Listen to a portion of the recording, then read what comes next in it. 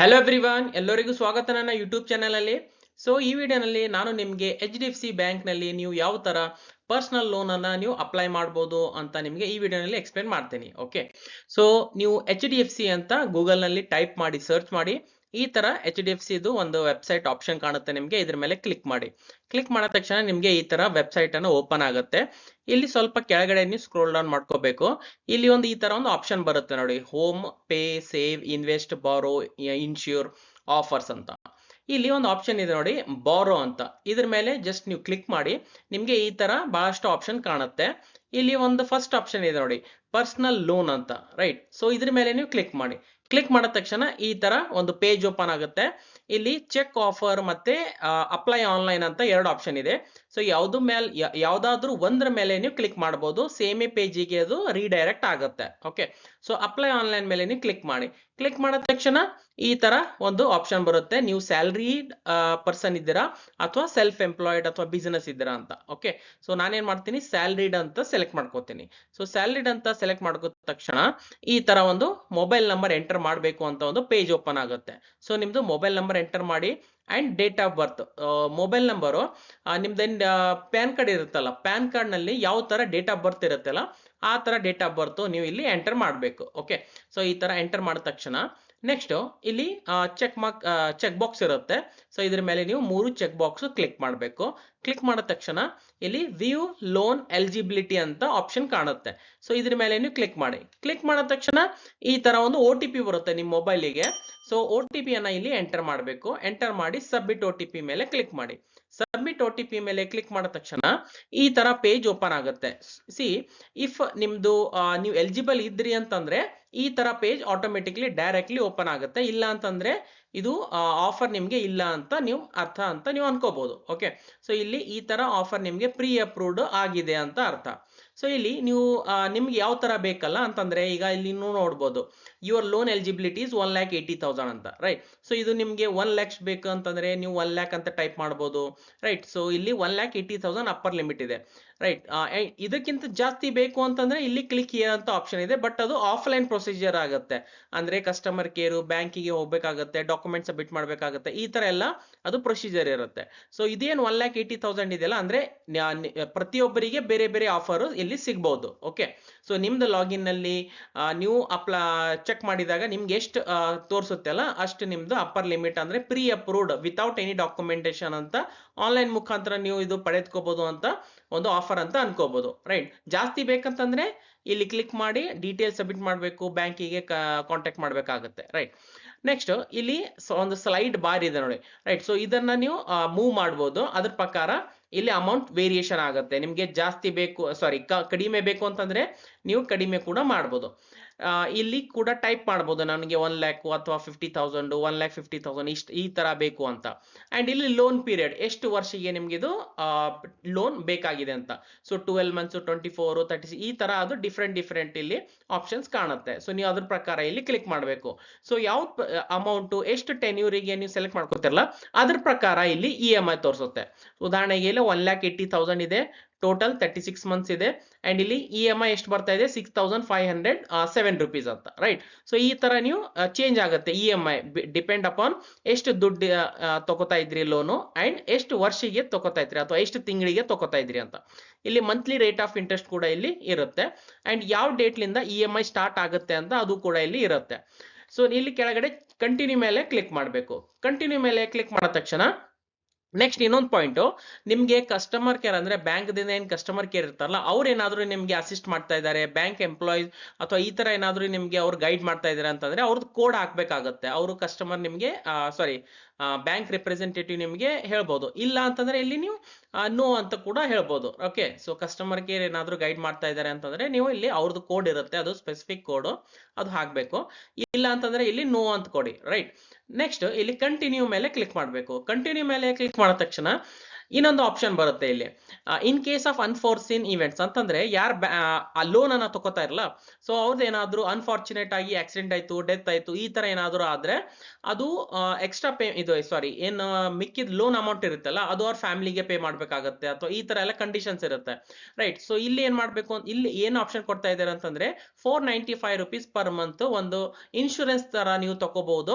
So ಇದು insurance ಈ ತರ ತಗೊಂಡ್ರೆ ನಿಮ್ಗೆ ಏನು ಪ್ರಾಬ್ಲಮ್ ಆಗಂಗಿಲ್ಲ, ಡೆತ್ ಆದ್ರೂ ಕೂಡ ಫ್ಯಾಮಿಲಿ ಮೆಂಬರ್ಸಿಗೆ ದುಡ್ಡನ್ನ ಪೇ ಮಾಡೋದು ಅವಶ್ಯಕತೆ ಇಲ್ಲ ಅಂತ ಈ ತರ ಒಂದು ಇಲ್ಲಿ ಒಂದು ಇನ್ಶೂರೆನ್ಸ್ ಆಪ್ಷನ್ ಕೂಡ ಬರುತ್ತೆ, ರೈಟ್. ಸೊ ನಿಮಗೆ ಬೇಕಂತಂದ್ರೆ ಇಲ್ಲಿ ಪ್ರೊಟೆಕ್ಟ್ ಅಂತ ನೀವು ಇದು ಆಪ್ಷನ್ ಚೂಸ್ ಮಾಡ್ಕೋಬಹುದು. 495 rupees ಅಥವಾ ಇಲ್ಲಿ ಎಷ್ಟು ಅಮೌಂಟ್ ತೋರಿಸುತ್ತಲ್ಲ ಅಷ್ಟೇ ಆಡ್ ಆಗುತ್ತೆ ಅದು EMI ನಲ್ಲಿ, ರೈಟ್. ಸೊ ನಾನೇನ್ ಮಾಡ್ತೀನಿ ಇಲ್ಲಿ no I will take the risk ಅಂತ ಇಲ್ಲಿ ಇನ್ನೊಂದು ಆಪ್ಷನ್ ಇದೆ, ಸೊ ಇದ್ರ ಮೇಲೆ ಕ್ಲಿಕ್ ಮಾಡ್ತೀನಿ. ಸೊ ಇದು ಇನ್ಶೂರೆನ್ಸ್ ನನಗೆ ಬೇಡ ಅಂತ ಅರ್ಥ.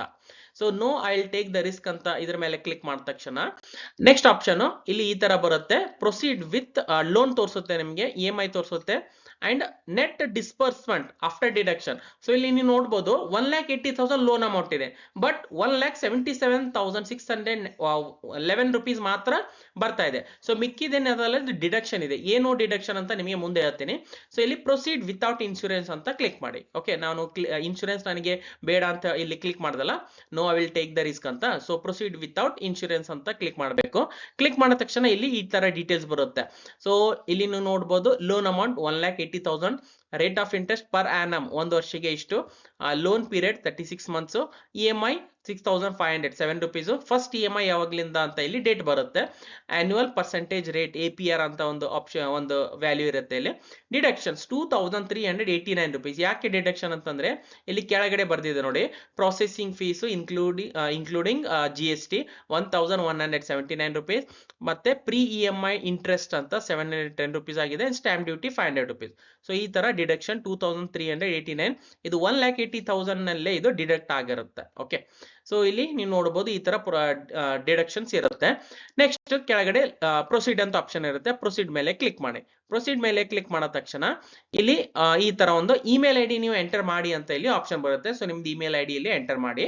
ನೆಕ್ಸ್ಟ್ ಇಮೇಲ್ ID ಎಂಟರ್ ಮಾಡಿದ ತಕ್ಷಣ ಕೆಳಗಡೆ ನಿಮ್ದು ಎಂಪ್ಲಾಯರ್ಸ್ ಅಂತಂದ್ರೆ ಸ್ಯಾಲರಿಡ್ ಅಂತ ನಾನು ಸೆಲೆಕ್ಟ್ ಮಾಡಿದಲ್ಲ, ಸೊ ನಿಮ್ ಕಂಪನಿ ಹೆಸರಲ್ಲಿ ಯಾವ್ದಿದೆಯಲ್ಲ ಅದು ಇಲ್ಲಿ ಎಂಟರ್ ಮಾಡಿ. ಅಂಡ್ ಕಂಪನಿ ಅಡ್ರೆಸ್ ಏನಿರುತ್ತಲ್ಲ ಅಲ್ಲಿ ಇದು ಅಡ್ರೆಸ್ ಇಲ್ಲಿ ಎಂಟರ್ ಮಾಡಬೇಕು. ಪಿನ್ ಕೋಡ್ ಅನ್ನ ಎಂಟರ್ ಮಾಡಿ, ನಿಮ್ದು ಯಾವ್ದು ಪಿನ್ ಕೋಡ್ ಇದೆಯಲ್ಲ ಅದು ಪಿನ್ ಕೋಡ್. ನೆಕ್ಸ್ಟ್ ಸಿಟಿ ಯಾವ ಸಿಟಿನಲ್ಲಿದೆ ಅದು ಎಂಟರ್ ಮಾಡಿ. ಅಂಡ್ ನೆಕ್ಸ್ಟ್ ಇಲ್ಲಿ ಅಪ್ಲೈ ನೌ ಅಂತ ಇರುತ್ತೆ, ಅಪ್ಲೈ ನೌ ಮೇಲೆ ಕ್ಲಿಕ್ ಮಾಡಿ. ಸೊ ಕ್ಲಿಕ್ ಮಾಡಿದ ತಕ್ಷಣ ಈ ತರ ವೆರಿಫೈ ಯುವರ್ ಡೀಟೇಲ್ಸ್ ಅಂತ ಒಂದು ಆಪ್ಷನ್ ಬರುತ್ತೆ. ಇಲ್ಲಿ ಒಂದು ಚೆಕ್ ಮಾರ್ಕ್ ಇದೆ, ಚೆಕ್ ಬಾಕ್ಸ್ ಇರುತ್ತೆ ನೋಡಿ. ಸೊ ಇದ್ರ ಮೇಲೆ ನೀವು ಕ್ಲಿಕ್ ಮಾಡಿ. ಕ್ಲಿಕ್ ಮಾಡಿದ ತಕ್ಷಣ ನಿಮ್ಗೆ ಈ ತರ ಎಲ್ಲ ಡೀಟೇಲ್ಸ್ ಬರುತ್ತೆ. ಓಕೆ, ಸೊ ಎಷ್ಟು ಲೋನ್ ಇದೆ, ಬಹಳಷ್ಟು ಡೀಟೇಲ್ಸ್ ಇಲ್ಲಿ ತೋರಿಸುತ್ತೆ. ಸೊ ನೀವು ಬೇಕಂತಂದ್ರೆ ಓದ್ಬೋದು ಅಥವಾ ಸ್ಕಿಪ್ ಕೂಡ ಮಾಡ್ಬೋದು. ಮುಂದೆ ಕೂಡ ಇದು ಒಂದು ನಿಮ್ಗೆ ಅವೈಲೇಬಲ್ ಇರುತ್ತೆ, ಇದು ಇನ್ಫಾರ್ಮೇಶನ್ ಯಾವ ತರ ನೀವು ನೋಡ್ಬೋದು ಅಂತ ನಿಮ್ಗೆ ಮುಂದೆ ತಿಳಿಸ್ಕೊಡ್ತೀನಿ. ಓಕೆ, ಸೊ ಈ ತರ ಪೂರ್ತಿ ಡೀಟೇಲ್ಸ್ ಇರುತ್ತೆ, ಸ್ಕ್ರೋಲ್ ಡೌನ್ ಮಾಡ್ಕೋಬೇಕು. ಸೊ ಎಲ್ಲ ಸ್ಕ್ರೋಲ್ ಡೌನ್ ಮಾಡಿದ ತಕ್ಷಣ ಕೆಳಗಡೆ ಈ ತರ ನಿಮ್ಗೆ ಒಂದು ಪ್ರಿನ್ಸಿಪಲ್ ಅಮೌಂಟ್ ಎಷ್ಟಿದೆ, ಇಂಟ್ರೆಸ್ಟ್ ಎಷ್ಟಾಗ್ತಾ ಇದೆ, ಸೊ ಎಷ್ಟು ಇನ್ಸ್ಟಾಲ್ಮೆಂಟ್ ಇದೆ ಎಲ್ಲ ಕೂಡ ಡೀಟೇಲ್ ಆಗಿ ಇಲ್ಲಿ ಸ್ಟೆಪ್ ಬೈ ಸ್ಟೆಪ್ ಇಲ್ಲಿ ತೋರಿಸುತ್ತೆ ನಿಮ್ಗೆ. ಓಕೆ, ಸೊ ಇದೆಲ್ಲ ನೀವು ಕೆಳಗಡೆ ಸ್ಕ್ರೋಲ್ ಡೌನ್ ಮಾಡ್ಕೋತಾ ಹೋದ್ರೆ ನಂತರ ಲಾಸ್ಟಿಗೆ ಯಾವ ತರ ಬರುತ್ತೆ ಅಂತಂದ್ರೆ, ಸೊ ಇವೆಲ್ಲ ಕೆಳಗಡೆ ಒಂದು ಆಪ್ಷನ್ ಬರುತ್ತೆ ನೋಡಿ, ಐ ಅಗ್ರಿ ಅಂತ. ಓಕೆ, ಇವೆಲ್ಲ ಟರ್ಮ್ಸ್ ಅಂಡ್ ಕಂಡೀಷನ್ಸ್ ಗೆ ಐ ಅಗ್ರಿ ಅಂತ, ರೈಟ್. ಸೊ ಈ ಐ ಅಗ್ರಿ ಮೇಲೆ ಕ್ಲಿಕ್ ಮಾಡಿ. ಕ್ಲಿಕ್ ಮಾಡಿದ ತಕ್ಷಣ ಈ ತರ ನೋಡಿ. ಸೊ ಈಗ ಫಸ್ಟ್ ಚೆಕ್ ಬಾಕ್ಸ್ ಕ್ಲಿಕ್ ಆಯ್ತು, ಸೆಕೆಂಡ್ ಮತ್ತೆ ಇನ್ನೊಂದು ಓಪನ್ ಆಗುತ್ತೆ. ಸೊ ಇದ್ರ ಮೇಲೆ ಕೂಡ ನೀವು ಕ್ಲಿಕ್ ಮಾಡಬೇಕು. ಕ್ಲಿಕ್ ಮಾಡಿದ ತಕ್ಷಣ ಒಂದು ಸ್ಯಾಂಕ್ಷನ್ ಲೆಟರ್ ನಿಮ್ಗೆ ಇಲ್ಲಿ ತೋರಿಸುತ್ತೆ. ಸೊ ಅಗೇನ್ ಇಲ್ಲಿ ಡೀಟೇಲ್ಸ್ ಇರುತ್ತೆ, ನಿಮ್ದು ಎಷ್ಟು ಲೋನ್ ಇರುತ್ತೆ, ಒಂದು ಯೂನಿಕ್ ರೆಫರೆನ್ಸ್ ನಂಬರ್ ಕೂಡ ಇರುತ್ತೆ. So name of the application ಯಾರಿದ್ದಾರ ಅವ್ರು ಕೂಡ ಇರುತ್ತೆ, loan amount again same details ಎಲ್ಲ ಇರುತ್ತೆ. ಇಲ್ಲಿ ಲಾಸ್ಟ್ಗೆ ಐ ಅಗ್ರಿ ಮೇಲೆ ಕ್ಲಿಕ್ ಮಾಡಿ. ಐ ಅಗ್ರಿ ಮೇಲೆ ಕ್ಲಿಕ್ ಮಾಡಿದ ತಕ್ಷಣ ಈ ತರ ಎರಡು ಚೆಕ್ ಬಾಕ್ಸ್ ಕ್ಲಿಕ್ ಆಗುತ್ತೆ, ರೈಟ್. ಸೊ ಈಗ ಇಲ್ಲಿ ಪ್ರೊಸೀಡ್ ಅಂತ ಇರುತ್ತೆ, ಪ್ರೊಸೀಡ್ ಮೇಲೆ ಕ್ಲಿಕ್ ಮಾಡಿ. ಪ್ರೊಸೀಡ್ ಮೇಲೆ ಕ್ಲಿಕ್ ಮಾಡಿದ ತಕ್ಷಣ ಇಲ್ಲಿ ನೆಕ್ಸ್ಟ್ ಆಪ್ಷನ್ ಲಾಗಿನ್ ಮಾಡಬೇಕು. ನಿಮ್ದು HDFC ನೆಟ್ ಬ್ಯಾಂಕಿಂಗ್ ಇರುತ್ತಲ್ಲ ಅದರಲ್ಲಿ ಲಾಗಿನ್ ಮಾಡಬೇಕು. ಸೊ ಇಲ್ಲಿ ಎರಡು ಆಪ್ಷನ್ ಕೊಟ್ಟಿದ್ದಾರೆ, debit card, ATM card. So ನಿಮ್ದೇನ್ ATM ಕಾರ್ಡ್ ಇರುತ್ತಲ್ಲ, ಡೆಬಿಟ್ ಕಾರ್ಡ್ ನಿಮ್ಮ ಹತ್ರ ಇರಬೇಕು HDFC ಬ್ಯಾಂಕ್ಲಿಂದ. ಸೊ ಲಾಸ್ಟ್ 4 digits ಎಂಟರ್ ಮಾಡಬೇಕು. ಎಕ್ಸ್ಪೈರಿ ಡೇಟ್ ಏನಿದೆಲ್ಲ ಅದು ಎಂಟರ್ ಮಾಡಬೇಕು. ATM ಪಿನ್ ಇದೆಯಲ್ಲ ಅದು ಎಂಟರ್ ಮಾಡಬೇಕು. ಚೆಕ್ ಬಾಕ್ಸ್ ಇರುತ್ತೆ, ಇದ್ರ ಮೇಲೆ ಕ್ಲಿಕ್ ಮಾಡಿ ಕಂಟಿನ್ಯೂ ಮೇಲೆ ಕ್ಲಿಕ್ ಮಾಡಬಹುದು. ಇದು ಒಂದು ಆಪ್ಷನ್ ಇದೆ. ಇನ್ನೊಂದು ಆಪ್ಷನ್ ಇಲ್ಲಿ ಪಕ್ಕದಲ್ಲಿ ಕೊಟ್ಟಿದ್ದಾರೆ ನೋಡಿ, net banking. So net banking ಮೇಲೆ ನೀವು ಕ್ಲಿಕ್ ಮಾಡಿದ್ರೆ ಇಲ್ಲಿ ಕಸ್ಟಮರ್ ID ಅಂತ ಕೇಳುತ್ತೆ. ನೆಟ್ ಬ್ಯಾಂಕಿಂಗ್ ನಲ್ಲಿ ಕಸ್ಟಮರ್ ID. ಓಕೆ, ಸೊ ಇದನ್ನ ನೀವು ಎಂಟರ್ ಮಾಡಬೇಕು. ಚೆಕ್ ಬಾಕ್ಸ್ ಅನ್ನ ಎಂಟರ್ ಮಾಡಿ ಕಂಟಿನ್ಯೂ ಮೇಲೆ ಕ್ಲಿಕ್ ಮಾಡಬೇಕು. ಕಸ್ಟಮರ್ ಐ ಡಿ ನಿಮಗೆ ನೆನ್ಪು ಹೋಗಿದೆ ಅಂತಂದ್ರೆ ನಾನು ಒಂದು ಡೀಟೇಲ್ ವಿಡಿಯೋ ಮಾಡಿದ್ದೀನಿ, ಯಾವ ತರ ನೀವು ಕಸ್ಟಮರ್ ಐ ಡಿ ನೀವು ಪಡೆದುಕೋಬಹುದು ಆನ್ಲೈನ್ ಮುಖಾಂತರ ಅಂತ ಒಂದು ಆಪ್ಷನ್ ಅನ್ನು ತೋರಿಸಿದ್ದೀನಿ. ಓಕೆ, ಸೊ ಈ ವಿಡಿಯೋ ಲಿಂಕ್ ಕೆಳಗಡೆ ನಾನು ಡಿಸ್ಕ್ರಿಪ್ಷನ್ ಅಲ್ಲಿ ಕೊಟ್ಟಿರ್ತೀನಿ, ನೀವು ಬೇಕಂತಂದ್ರೆ ನೋಡಬಹುದು. ಓಕೆ, ಸೊ ಈಗ ಕಸ್ಟಮರ್ ಐ ಡಿ ಮತ್ತೆ ನಿಮ್ದು ನೆಟ್ ಬ್ಯಾಂಕಿಂಗ್ ಪಾಸ್ವರ್ಡ್ ಅನ್ನ ಎಂಟರ್ ಮಾಡಿ, ಇಲ್ಲಿ ಪಾಸ್ವರ್ಡ್ ಎಂಟರ್ ಮಾಡಿದ ತಕ್ಷಣ ಇಲ್ಲಿ ಲಾಗಿನ್ ಅಂತ ಇರುತ್ತೆ. ಓಕೆ, ಸೊ ಇದು ಯಾಕೆ ಮಾಡ್ಬೇಕು ಅಂತಂದ್ರೆ ನಿಮ್ದು ಅಕೌಂಟ್ ನಿಂದ ಆಟೋ ಪೇ ಆಗುತ್ತೆ. ಪ್ರತಿ ತಿಂಗಳ ಏನ್ EMI ಇರುತ್ತಲ್ಲ ಅದು ಆಟೋ ಪೇ ಅಂದ್ರೆ ಡಿಡಕ್ಟ್ ಆಗ್ತಾ ಹೋಗುತ್ತೆ, ಆಟೋ ಪೇ ಅಂತ ಅನ್ಬೋದು ಇದಕ್ಕೆ. ಸೊ ಲಾಗಿನ್ ಮೇಲೆ ಕ್ಲಿಕ್ ಮಾಡಿ. ಲಾಗಿನ್ ಮೇಲೆ ಕ್ಲಿಕ್ ಮಾಡಿದ ತಕ್ಷಣ ನಿಮ್ದು ಅಕೌಂಟಿಗೆ ದುಡ್ಡನ್ನ ಬಂದು ಜಮಾ ಆಗುತ್ತೆ ಆಟೋಮೆಟಿಕ್ಲಿ, ಇಮಿಡಿಯೇಟ್ಲಿ. ದುಡ್ಡು ಎಷ್ಟು ಲೋನ್ ಅಮೌಂಟ್ ಇದೆಯಲ್ಲ ಅಷ್ಟು ಡಿಡಕ್ಷನ್ ಆಗಿ ನಂತರ ಸೊ 1,77,611 ರೂಪೀಸ್ ಸಾರಿ ಕ್ರೆಡಿಟ್ ಆಗುತ್ತೆ. ಓಕೆ, ಡಿಡಕ್ಷನ್ ಆಗಿನ ಮೇಲೆ 2,000 ಚಿಲ್ಲರೆ ಏನೈತಲ್ಲ ಅದು ಡಿಡಕ್ಟ್ ಆಗುತ್ತೆ ಅಂಡ್ 1,77,000 ರೂಪೀಸ್ ಇದು ಕ್ರೆಡಿಟ್ ಆಗುತ್ತೆ.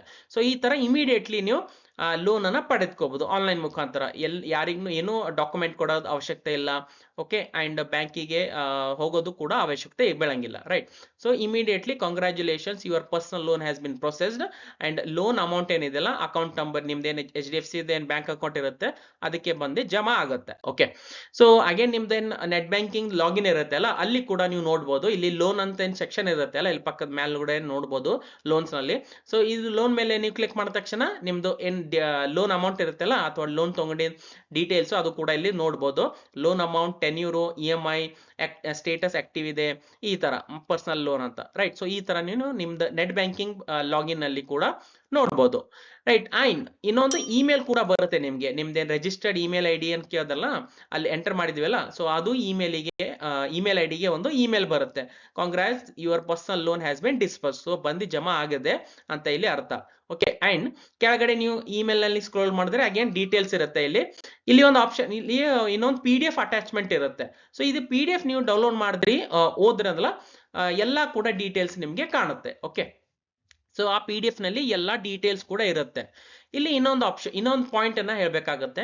ಈಗ ನಿಮಗೆ ಲೋನ್ ಅನ್ನ ತಗೊಂಡಿದ್ರಿ ನೀವು ಅಂಡ್ ಈಗ ನಿಮ್ಮ ಹತ್ರ ದುಡ್ಡು ಬಂದಿದೆ ಆಮೇಲೆ. ಓಕೆ, ಸೊ ಈಗ ಕ್ಲೋಸ್ ಮಾಡಬೇಕು ಅದು ಲೋನ್, ಅದಕ್ಕೆ ಏನಂತೀವಿ ಪ್ರೀ ಮೆಚ್ಯೂರ್ ಕ್ಲೋಸರ್ ಅಂತ. ಓಕೆ, ಸೊ ಈಗ premature closure full payment ಅಂದ್ರೆ ಎಷ್ಟು ನೀವು ಲೋನ್ ಅನ್ನ ತಗೊಂಡಿದ್ರಲ್ಲ ಅಷ್ಟು ನಿಮಗೆ ಪೇಮೆಂಟ್ ಮಾಡೋದಿದೆ.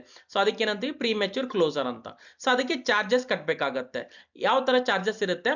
ಅಪ್ ಟು 24 EMI ನಲ್ಲಿ ಒಳಗಡೆ ನೀವು ಕ್ಲೋಸ್ ಮಾಡ್ತಾ ಇದ್ರಿ ಅಂತಂದ್ರೆ 4% of the principal outstanding amount 24 month ಲಿಂದ 36th ಮಂತ್ ಇದೊಳಗೆ EMI ನಲ್ಲಿ ಬರ್ತಾ ಇದೆ ಅಂತಂದ್ರೆ 3% ಆಫ್ ಪ್ರಿನ್ಸಿಪಲ್ ಔಟ್ಸ್ಟ್ಯಾಂಡಿಂಗ್. 36 ಮಂತ್ಸ್ ನಂತರ 36 EMI ನಂತರ ನೀವು ಕ್ಲೋಸ್ ಮಾಡ್ಕೋತಾ ಇದ್ದೀರಿ ಅಂತಂದ್ರೆ 2% of the principal outstanding amount. Okay, so ಇಲ್ಲಿ ಫುಲ್ ಪೇಮೆಂಟ್ ಕಟ್ಟಬೇಕಾಗುತ್ತೆ ಪ್ರೀ ಮೆಚ್ಯೂರ್ ಕ್ಲೋಸರ್. ಸೊ ಇದಕ್ಕೆ ಈ ತರ ಚಾರ್ಜಸ್ ಇರುತ್ತೆ 4%, 3%, 2% ಅಂತ. ಈಗ ಇನ್ನೊಂದು ಆಪ್ಷನ್, ಇಲ್ಲಿ ಪ್ರೀ ಪೇಮೆಂಟ್ ಅಂತ ಕೂಡ ಒಂದು ಪರ್ಸನಲ್ ಲೋನ್ ಅಲ್ಲಿ ಆಪ್ಷನ್ ಇರುತ್ತೆ. ಸಾರಿ, ಪಾರ್ಟ್ ಪ್ರೀ ಪೇಮೆಂಟ್. ಈಗ ಪಾರ್ಟ್ ಪ್ರೀ ಪೇಮೆಂಟ್ ಅಂತಂದ್ರೆ ಇದು ಫಸ್ಟ್ EMI ನೀವು ಕಟ್ಟಿದ ಮೇಲೆ ನಿಮಗೆ ಇದು ಆಪ್ಷನ್ ಅನ್ನ ಸಿಗಬಹುದು. Up to 25% of the principal outstanding. So 25% of the principal outstanding amount ನೀವು ಕಟ್ಟಬಹುದು. ಓಕೆ, 1 ಲಕ್ಷ ಇದ್ರೆ 25,000 ಈ ತರ ಒಂದು ಕಟ್ಟಬಹುದು. ಸೊ ಇದರಿಂದ ನಿಮ್ಗೆ ಏನು ಯೂಸ್ಫುಲ್ ಆಗುತ್ತೆ ಅಂತಂದ್ರೆ EMI ಕಡಿಮೆ ಆಗ್ಬಹುದು ಅಥವಾ ಟೆನ್ಯೂರ್ ಕಡಿಮೆ ಆಗ್ಬಹುದು, ಈ ತರ ನಿಮ್ಗೆ ಬೆನಿಫಿಟ್ ಸಿಗುತ್ತೆ. ನೀವು ಬೇಕಂತಂದ್ರೆ ಕಸ್ಟಮರಿಗೆ ಕಾಲ್ ಮಾಡಿಬಿಟ್ಟು ಕೂಡ ಇದ್ರ ಬಗ್ಗೆ ಡೀಟೇಲ್ಸ್ ಕೇಳಬಹುದು. ಓಕೆ, ಅಂಡ್ ಇದೇನು ಆಪ್ಷನ್ ಇದೆಯಲ್ಲ ಒಂದು ಫೈನಾನ್ಷಿಯಲ್ ಇಯರ್ ನಲ್ಲಿ ಒಂದೇ ಸರ್ತಿ ಇದು ನಿಮ್ಗೆ ಅಲೌ ಮಾಡ್ತಾರೆ. ಅಂಡ್ ಟೋಟಲ್ ನಿಮ್ದು ಎಷ್ಟು ಟೆನ್ಯೂರ್ ಇರುತ್ತೆ ಅಲ್ಲ, ಈಗ 36 ಮಂತ್ಸ್ ಇದೆ ಅಂತಂದ್ರೆ 2 ಸರ್ತಿ ನಿಮಗೆ ಅಲೋ ಮಾಡ್ತಾರೆ. ಈ ತರ 5 ವರ್ಷ ಟೆನ್ಯೂರ್ ಇದ್ರೆ ಅದು ಅವಾಗ್ಲೂ ಕೂಡ 2 ಸರ್ತಿ ಅಲೋ ಮಾಡ್ತಾರೆ. Totally twice during the entire loan tenure. So ಇದು ಆಪ್ಷನ್ ನೀವು 2 ಸರ್ತಿ ಚೂಸ್ ಮಾಡ್ಕೋಬಹುದು. 25% ಆಫ್ ದ ಪ್ರಿನ್ಸಿಪಲ್ ಅಮೌಂಟ್ ಕಟ್ಟಬಹುದು, 2 ಸರ್ತಿ ಕಟ್ಟಬಹುದು. ಓಕೆ, ಅಂಡ್ ಅಗೇನ್ ಇಲ್ಲಿ ಕೂಡ ಚಾರ್ಜಸ್ ಇದೇ ತರ ಚಾರ್ಜಸ್ ಇರುತ್ತೆ, ರೈಟ್? ಸೊ ಇದು ಪಾರ್ಟ್ ಪ್ರೀ ಪೇಮೆಂಟ್, ಅದು ಮೊದಲಿಂದ ನಾನು ಹೇಳಿದ್ದು ಫುಲ್ ಪೇಮೆಂಟ್. ಓಕೆ, ಸೊ ಇಲ್ಲಿ ಇನ್ನ ಕ್ಲೋಸ್ ಆಗಂಗಿಲ್ಲ, EMI ಚಾಲು ಇರುತ್ತೆ ಬಟ್ ಕಡಿಮೆ ಆಗ್ಬೋದು ಅಥವಾ ಲೋನ್ ಟೆನ್ಯೂರ್ ಕಡಿಮೆ ಆಗ್ಬೋದು, ಈ ತರ ಆಪ್ಷನ್ಸ್ ಇರುತ್ತೆ, ರೈಟ್? ಅಂಡ್ ನೆಕ್ಸ್ಟ್ ಪಾಯಿಂಟ್, ನಿಮ್ದು ಇನ್ಸ್ಟಾಲ್ಮೆಂಟ್ ನೀವು ಕರೆಕ್ಟ್ ಆಗಿ ಕಟ್ಟಿಲ್ಲ, ಲೇಟ್ ಕಟ್ತಾ ಇದ್ದೀರಿ ಅಂತಂದ್ರೆ ಫೈನ್ ಕೂಡ ಇಲ್ಲಿ ಆಗುತ್ತೆ. ಎಷ್ಟು ಫೈನ್ ಅಂತ ಇಲ್ಲಿ ಹೇಳಿದ್ದಾರೆ ನೋಡಿ, 1.5% ಪರ್ ಮಂತ್ ಚಾರ್ಜಸ್ ಆಗುತ್ತೆ. ಗೌರ್ಮೆಂಟ್ ಟ್ಯಾಕ್ಸ್ ಕೂಡ ಇಲ್ಲಿ ಅಪ್ಲಿಕೇಬಲ್ ಆಗುತ್ತೆ ಅಂತ ಹೇಳಿದ್ದಾರೆ. ಸೊ ನೀವು ನಿಮ್ದು ಅಕೌಂಟ್ ನಲ್ಲಿ ಬ್ಯಾಲೆನ್ಸ್ ಇಲ್ಲಿ ಮೇಂಟೈನ್ ಮಾಡಿಲ್ಲ ಅಂತಂದ್ರೆ EMI ಕಟ್ಲಿಕ್ಕೆ ಆಗ್ತಾ ಇಲ್ಲ ಅಂತಂದ್ರೆ ಇಲ್ಲಿ ಫೈನ್ ಕೂಡ ಆಗುತ್ತೆ. 7 ಡೇಸ್ ಗ್ರೇಸ್ ಪೀರಿಯಡ್ ಕೂಡ ಇರುತ್ತೆ, 7 ದಿನದ ಗ್ರೇಸ್ ಪೀರಿಯಡ್ ಇರುತ್ತೆ. ಬಟ್ 7 ದಿನ ಒಳಗಡೆ ನೀವು ಕಟ್ಟಿಲ್ಲ ಅಂತಂದ್ರೆ ಫೈನ್ ಆಗುತ್ತೆ ಅಂತ ಹೇಳಿದ್ದಾರೆ. ಸೊ ಪೂರ್ತಿ ಡೀಟೇಲ್ಸ್ ಈ ಇಮೇಲ್ ನಲ್ಲಿ ಏನ್ PDF ಇರುತ್ತಲ್ಲ, ಸೊ ಈ PDF ನಲ್ಲಿ ಪೂರ್ತಿ ಅಟ್ಯಾಚ್ಮೆಂಟ್ ಇಲ್ಲಿ ಇರುತ್ತೆ, ಈ ಇಮೇಲ್ ನಲ್ಲಿ ಏನ್ ಬರುತ್ತಲ್ಲ. ಸೊ ಇದನ್ನ ಡೀಟೇಲ್ಸ್ ಆಗಿ ನೀವು ಓದ್ಕೋಬಹುದು ಅಥವಾ ತಿಳ್ಕೊಬಹುದು. ಓಕೆ, ಅಂಡ್ ಇನ್ನೊಂದು ಪಾಯಿಂಟ್, ನಾನು ಇನ್ನೊಂದು ವಿಡಿಯೋ ಮಾಡಿದೀನಿ, ಕ್ರೆಡಿಟ್ ಕಾರ್ಡ್ ನಿಮ್ಮ ಹತ್ರ ಇದೆ, HDFC ಕ್ರೆಡಿಟ್ ಕಾರ್ಡ್ ನಿಮ್ಮ ಹತ್ರ ಇದೆ ಅಂತಂದ್ರೆ ನೀವು ಇನ್ಸ್ಟಾ ಲೋನ್ ಕೂಡ ತಗೋಬಹುದು ಅಥವಾ ಜಂಬೋ ಲೋನ್ ಕೂಡ ತಗೋಬಹುದು. ಸೊ ಇದು ಡೀಟೇಲ್ ಆಗಿ ನಾನು ವಿಡಿಯೋನ ಮಾಡಿದ್ದೀನಿ, ಡಿಸ್ಕ್ರಿಪ್ಷನ್ ಅಲ್ಲಿ ಲಿಂಕ್ ಅನ್ನ ಪ್ರೊವೈಡ್ ಮಾಡ್ತೀನಿ, ಅಲ್ಲಿಂದ ನೀವು ನೋಡಬಹುದು. ಸೊ ಇದರಿಂದ ನಿಮಗೆ ಅರ್ಥ ಆಗುತ್ತೆ ನಿಮ್ಗೆ ಇನ್ಸ್ಟಾ ಲೋನ್ ತಗೋಬೇಕಾ ಅಥವಾ ಜಂಬೋ ಲೋನ್ ತಗೋಬೇಕಾ ಅಥವಾ ಪರ್ಸನಲ್ ಲೋನ್ ತಗೋಬೇಕಾ ಅಂತ. ಓಕೆ, ಸೊ ಈ ತರ ನೀವು ಕಂಪೇರ್ ಮಾಡಿ ಯಾವ್ದು EMI ಕಡಿಮೆ ಇದೆ ಅಥವಾ ಇಂಟ್ರೆಸ್ಟ್ ಎಲ್ಲಿ ಕಡಿಮೆ ಇದೆ ನಿಮ್ಗೆ ಅಂತ ನೋಡಬಹುದು. ಓಕೆ, ಸೊ ಐ ಹೋಪ್ ನಿಮ್ಗೆ ವಿಡಿಯೋ ಅರ್ಥ ಆಗಿದೆ ಅಂತ ಅನ್ಕೋತೀನಿ. ಸೊ ವಿಡಿಯೋ ಯಾವ ತರ ಅನ್ಸಿದೆ ಅಂತ ಕಾಮೆಂಟ್ ಮುಖಾಂತರ ನನಗೆ ತಿಳಿಸಿ. ಅಂಡ್ ವಿಡಿಯೋ ಯೂಸ್ಫುಲ್ ಅನ್ಸಿದ್ರೆ ವಿಡಿಯೋನ ಲೈಕ್ ಮಾಡಿ, ಶೇರ್ ಮಾಡಿ ನಿಮ್ದು ಫ್ರೆಂಡ್ಸ್ ಜೊತೆ, ಮತ್ತು ಚಾನೆಲ್ಗೆ ಸಬ್ಸ್ಕ್ರೈಬ್ ಮಾಡಿ ಅಂಡ್ ಬೆಲ್ ಐಕನ್ ಪ್ರೆಸ್ ಮಾಡಿ. ವಿಡಿಯೋ ಇಲ್ಲಿವರೆಗೂ ನೋಡಿದಕ್ಕೆ thank you so much. Next ವಿಡಿಯೋನಲ್ಲಿ ಮೀಟ್ ಆಗೋಣ. ಅಲ್ಲಿವರೆಗೂ ಟೇಕ್ ಕೇರ್, ಬಾಯ್.